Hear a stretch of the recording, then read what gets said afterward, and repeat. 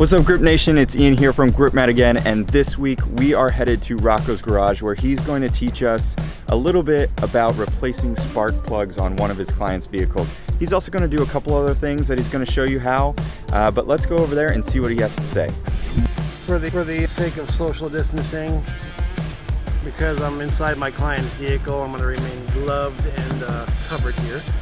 But we're doing a tune-up today on this Nissan, and the first thing I always do is check, make sure it starts and runs good, make sure there's no lights on. That's just a warning light for the vehicle. So now I know I got a good baseline, and we can go ahead and perform the tune-up service. We're here at this Nissan Altima? I think it's an Altima, 2.5, 4-cylinder. We'll do the first tune-up on this bad boy. We got some OEM iridium spark plugs. These things are super pricey, dude. It's like over $100 for 4 of these bad boys. We're gonna do the fuel injection service for this gentleman. We're also gonna clean the mass airflow for him too. Last time I was here a couple months ago, we did the oil change service, we did the air filters, so we're going to finish up this guy's tune-up. So let's get started. So we're using the 10mm, take off the cover. We got 3 bolts. Voila, access to the 4 spark plugs. So nice and easy. So let's get these off. 10mm bolts again. So red. Put those in the compartment. And then carefully unplug the injectors.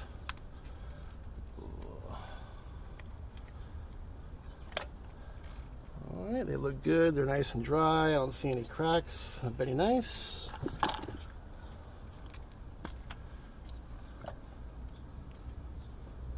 Right on. 2, 3. Last one down. And 4. All right. Make sure we got the right socket. And we don't. This is the smaller ones. Good stuff. Looks like they're switching to all the smaller stuff. So these are 9/16. I'm go ahead and put my 9/16 on there.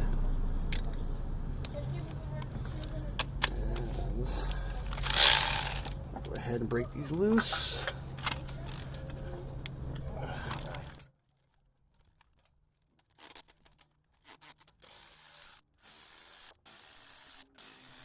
I've been noticing I've been using the 9/16 socket more and more for spark plugs, so I'm gonna have to invest in a better one because this one sucks.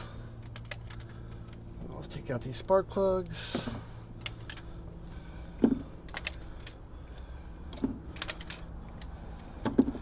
Alrighty.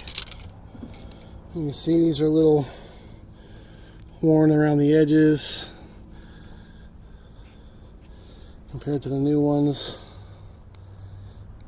Focus.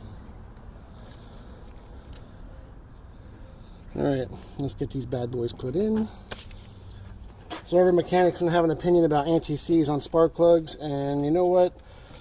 I personally have never had a problem with it. I put a very, very, very thin coating on it, and honestly, I think it helps the next technician taking these spark plugs out. Just don't put an excessive amount.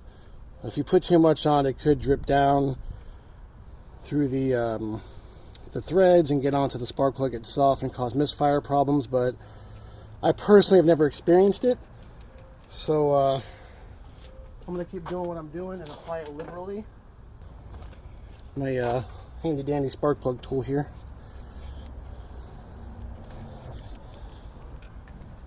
Allows me to plop that in there and get it started. And just pull it right out. All it is a piece of hose that literally just fits right over the spark plug. For this spark plug, I think it's oh, there's no size on this one. It's tiny. You just go to the hardware store or wherever you get your spark plugs and ask for a piece of hose that fits on your spark plug, and you can get a foot of it for like $1. It's the cheapest spark plug tool you will need or ever get. Why spend 20 bucks on one of those ones that look like a tripod when you can just get one of these for $1?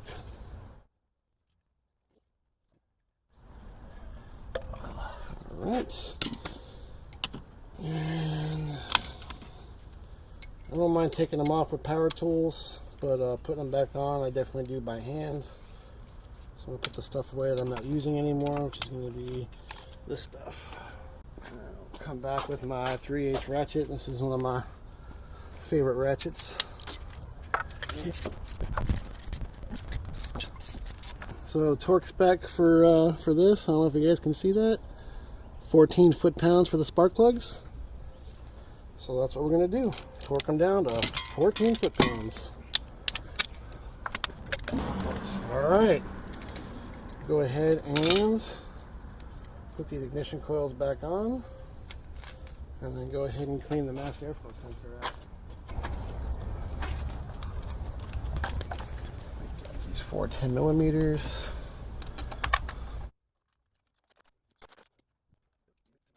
So the air filter box is it's a hinged door. I can't get it off. I don't want to work harder than I need to, so let me get a little tiny screwdriver. We'll just do this by hand. What we're going to do is take the mass airflow sensor off and clean the 5 years of debris and dirt that's occurred while driving this beast here in Southern California. And this is just gonna do wonderful things for this guy. Along with the tune-up, he's going to get a clean mass airflow sensor that's allowed to read properly and extend the life of the sensor right here. So it actually looks fairly clean. Sometimes you got to leave well enough alone, and I think that's what we're going to do today. This one looks really clean, which means that this guy's been changing his air filter regularly. So I'm going to go ahead and leave it alone today. Sometimes it's better not to touch things if they don't need to be touched, and this is a perfect example of if it's not broke, don't fix it. But at least we did this young man a solid, and we inspected it for him to make sure it was okay, and honestly it's in good shape.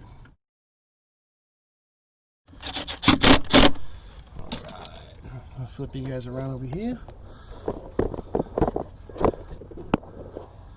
and we'll get that cover back on. Almost forgot. So we took off the intake boot to access the throttle body. This is the throttle body. This is the butterfly. So when you step on the gas pedal, this valve right here opens up and lets air into the engine, because at the end of the day, all this you see here is just a giant vacuum cleaner. You open this up, sucks air in. As you can see, it's nice and clean around the edges, and I pulled it off, cleaned the back side of it, went ahead and put the screws back on. I just forgot to record it, sorry guys. We're gonna go ahead and put the boot on right now. The boot's super simple. Let's go ahead and slide this in here one-handed. Very nice, and then this one goes right here. Go ahead and adjust all this out, and then let's see if you guys can see how I get that bottom bolt. Can you guys stay right there? There we go. Let's try. Sometimes you gotta get creative. Oh, look at that. Let's go. Let's go. You in? Come on. Here we go. There we go. That side's tight. Let's get this side tight. All right. My pliers. Like that, like that. And bada bing. All right, we're done. Now all these are tight. Go ahead and just cover it back on.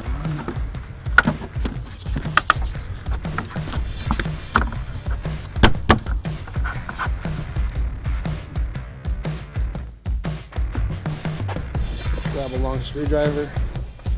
Sometimes this makes life a little easier. You don't need it in this case because you can see There's no annoying flap to get stuck on the bottle. I'm just going to go ahead and put that in there.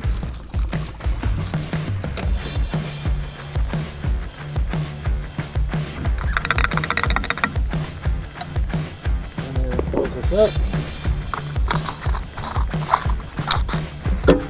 Back inside the vehicle. Let's go ahead and fire it up. And sounds healthy. Got no codes. Looks like the job went nice and smooth. Let's go ahead and fill out this guy's invoice and get him cashed out and head to the next job. So that's it. That's how you replace some spark plugs on a Nissan Altima and a couple other maintenance items for that car specifically.